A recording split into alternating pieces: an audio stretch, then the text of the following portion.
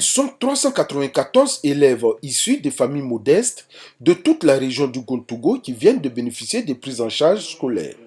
D'une valeur de 10 millions de francs CFA, ce geste du Conseil régional du Gontogo va permettre de soulager les parents des bénéficiaires qui n'auront plus à débourser de l'argent pour la scolarisation de leurs enfants. En plus des bénéficiaires des prises en charge scolaires, les 63 meilleurs élèves de l'année scolaire précédente de la région ont été également primés. Ils ont reçu chacun la somme de 50 000 francs CFA et un diplôme d'honneur. Le prix de l'excellence scolaire, institué par le Conseil régional du Gontogo depuis l'année scolaire 2013-2014, s'inscrit dans la vision de la politique de l'éducation formulée par M. le Président de la République et le gouvernement. Cette initiative du Conseil régional du Gontogo vise à amener les élèves à épouser les principes de l'excellence et à s'éloigner de la tricherie. De quoi réjouir les parents d'élèves et les élèves eux-mêmes qui se sont engagés à donner le meilleur d'eux-mêmes pendant cette année scolaire. Avec nos mérites et nos diplômes d'honneur, nous souhaitons toujours travailler, toujours intensifier, doubler des efforts pour avoir mérité tout cela. Je suis très contente parce qu'on nous a honorés, on nous a donné des prix là, ça nous permet de payer nos scolarités et certains de nos documents qu'on ne pouvait pas avoir. Vraiment, on a dit merci. Nous aussi, on va aussi faire ce qu'on peut faire pour nos enfants. On va le pousser jusqu'au bout, Inch'Allah. De 2014 à ce jour, ce sont 363 élèves et 16 enseignants bénévoles qui ont été primés à travers la fête du mérite et de l'excellence. À cela s'ajoutent 1316 élèves de familles modestes qui ont bénéficié de bons de prise en charge scolaire. Le tout pour une enveloppe de plus de 50 millions de francs CFA.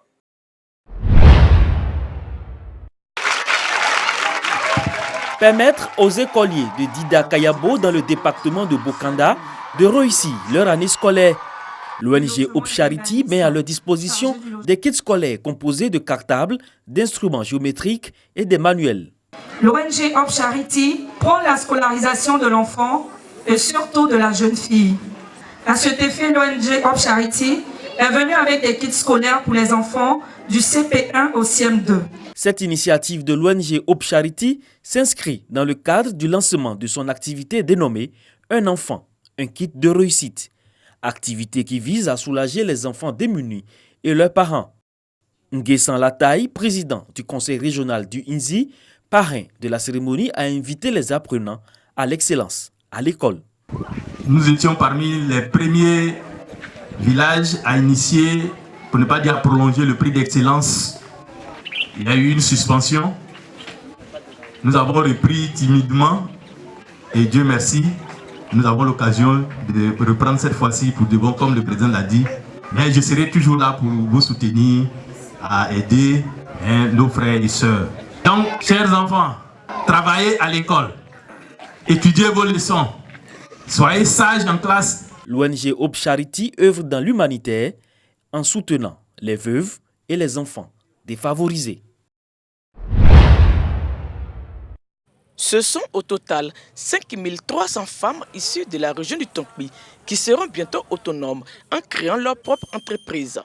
L'annonce a été faite au cours du lancement de la caravane 100 000 femmes entrepreneurs à Mans. Initiée par la Fédération ivoirienne des petites et moyennes entreprises, FIPME, cette caravane a pour objectif de lutter contre la pauvreté par l'autonomisation des femmes de toutes les régions de la Côte d'Ivoire.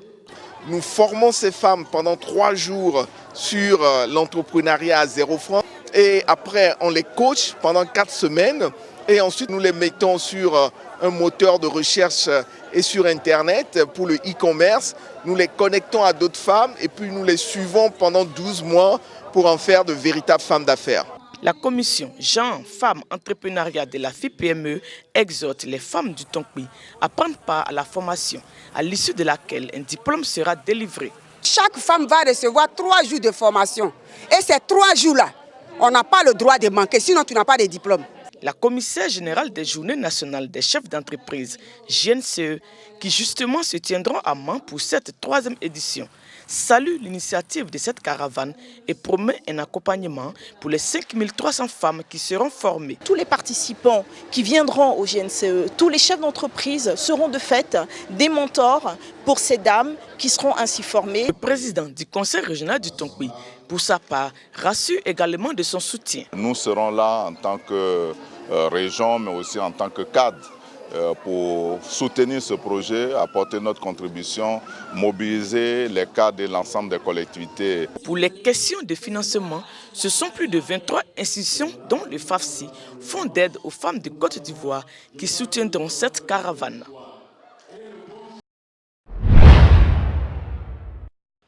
Département d'Ateguakro, dans le district autonome de Yamoussoukro. Les femmes rurales s'inscrivent dans une dynamique pour réaliser le plus beau de leurs rêves, celui d'avoir une autonomie financière. Plusieurs champs agricoles communautaires sont à leur actif, notamment des activités du vivrier, du maraîcher et de culture de rente. Des activités génératrices de revenus qui permettent déjà de compter avec elles.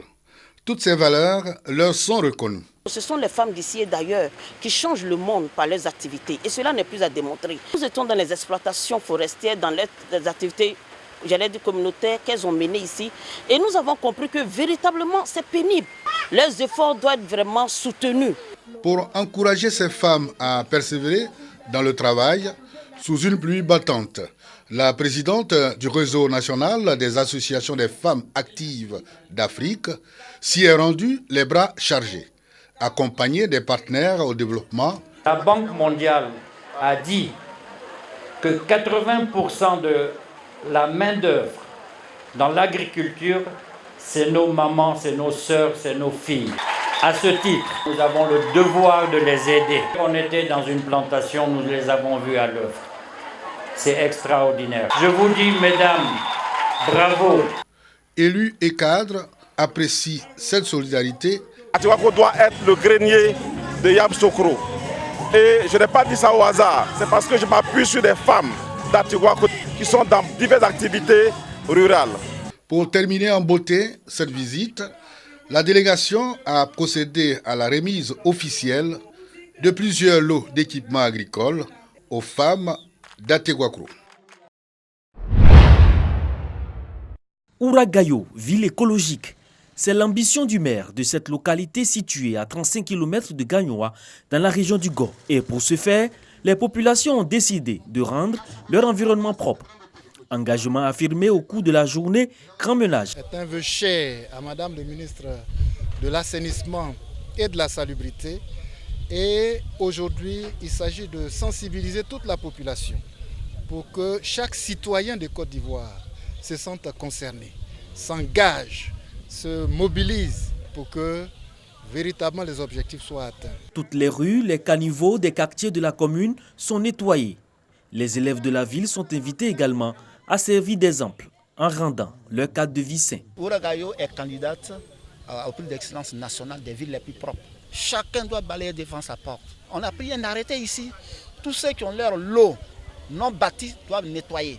Le premier samedi du mois est la journée instaurée par le ministère de l'Assainissement et de la Salubrité pour le grand ménage dans nos localités. La journée du grand ménage à Ouragayo exprime la volonté des autorités à faire de cette commune la perle de la région du Go.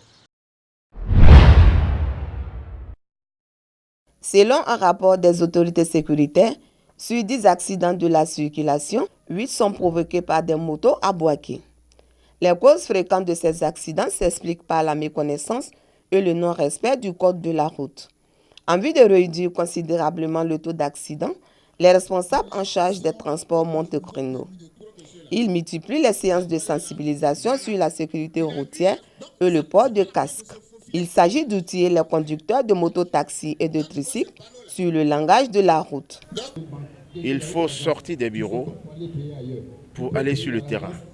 Il faut arrêter de dire il y a trop de morts, ils ne respectent pas le code de la route. Il faut aller vers cette manne, cette population-là pour leur donner l'éducation qu'il faut. Pour ces usagers, cette activité de sensibilisation vient à point nommé.